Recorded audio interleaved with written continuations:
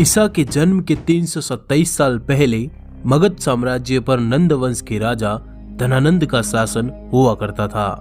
उत्तर में हिमालय से लेकर दक्षिण में गोदावरी तथा पश्चिम में सिंधु से लेकर पूर्व के इतने विशाल मगध साम्राज्य का अधिपति सम्राट धनानंद एक लालची राजा था। धन पर आनंदित होने वाले धनानंद ने अपनी प्रजा पर तरह तरह के कर लगा रखे थे। कहा जाता है कि धनानंद ने इसी धन से 99 करोड़ स्वर्ण मुद्राओं का विशाल भंडार भर लिया था।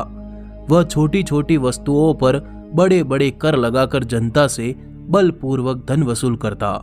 परिणाम स्वरूप जनता नंदों के शासन के खिलाफ हो गई। चारों तरफ भय और गुस्से का वातावरण बनने लगा। आर्यावर्त के इस महाजनपद मगध राज्य की सीमाओं पर इस समय यूनानी यवन सैनिक तलवारें लिए खड़े थे, पर सत्ता के मद में चूर धनानंद को इससे तनिक भी फर्क नहीं पड़ रहा था। इसी महाजनपद मगध राज्य के सीमावर्ती नगर में एक साधारण ब्राह्मण आचार्य चणक रहते थे।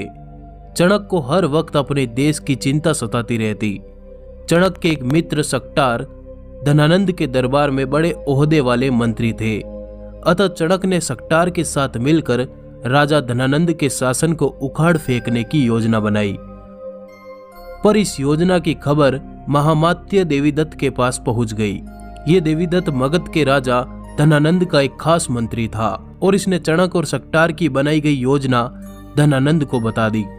अपने खिलाफ चल रही योजना को सुनकर मगध सम्राट धनानंद ने तुरंत मंत्री सक्टार और आचार्य चणक को बंदी बनाने का आदेश दिया। संपूर्ण राज्य में यह खबर फैल गई कि राजद्रोह के अपराध में एक ब्राह्मण की हत्या की जाएगी और इसी के साथ आचार्य चणक का कटा हुआ सर राजधानी के चौराहे पर टांग दिया गया। अपने पिता के कटे हुए सर को देखकर चाणक्य की आंखों से आंसू टपक रहे थे। उस वक्त चाणक्य की आयु मात्र 14 वर्ष की थी। रात के अंधेरे में चाणक्य ने राजधानी के खंभे पर लटके अपने पिता के सर को नीचे उतारा और एक कपड़े में लपेटा। पुत्र चाणक्य ने अकेले अपने पिता का दाह संस्कार किया।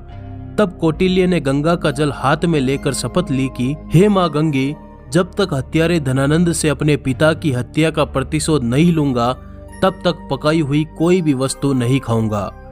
जब तक महामात्य के रक्त से अपने बाल नहीं रंग लूंगा तब तक अपनी यह शिखा खुली ही रखूंगा। मेरे पिता का तर्पण तभी पूर्ण होगा जब तक कि हत्यारे धनानंद का रक्त पिता की राख पर नहीं चढ़ेगा। हे यमराज, धनानंद का नाम तुम अपने लेखे से काट दो, क्योंकि उसकी मृत्यु का लेख अब मैं खुद ही लिखूंगा। डर था या भय, पर चाणक्य ने महाजनपद मगध साम्राज्य को छोड़कर तक्षशिला की ओर प्रस्थान किया और इसी तक्षशिला में चाणक्य ने अपने ज्ञान के झंडे बुलंद किए। इसी ज्ञान के दम पर चाणक्य तक्षशिला के महाआचार्य बन चुके थे।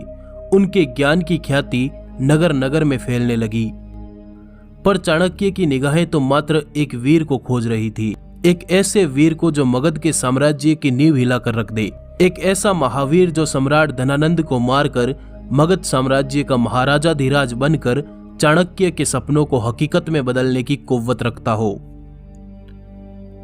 और इन्हीं दिनों चाणक्य अपने आश्रम से जंगल के रास्ते तक्षशिला विश्वविद्यालय जा रहे थे। तभी जंगल में कुछ बच्चे राजा प्रजा का खेल खेल रहे थे। चाणक्य की निगाहें उस राजा बने बच्चे पर जाकर रुक गई। चाणक्य को जिज्ञासा हुई ये जानने की कि ये खुले विचार, ऊंची प्रतिभा और महान कदकाठी का ये महावीर आखिर है कौन।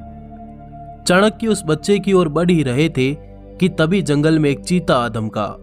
चीते को देख सारे के सारे बच्चे भाग गए, पर वो राजा बना हुआ वीर बालक झट से अपनी तलवार निकाल चाणक्य और बाघ के सामने दीवार बनकर खड़ा हो गया। चीते के चाणक्य तक पहुंचने से पहले ही वह वीर चीते से भिड़ गया और उसने चीते को धराशायी कर दिया। इस वीर की वीरता से चाणक्य अत्यंत प्रसन्न हुए। चाणक्य ने वीर से पूछा, तुम इतने वीर और साहसी कैसे बने? वीर का जवाब था, मैं राजा बना था।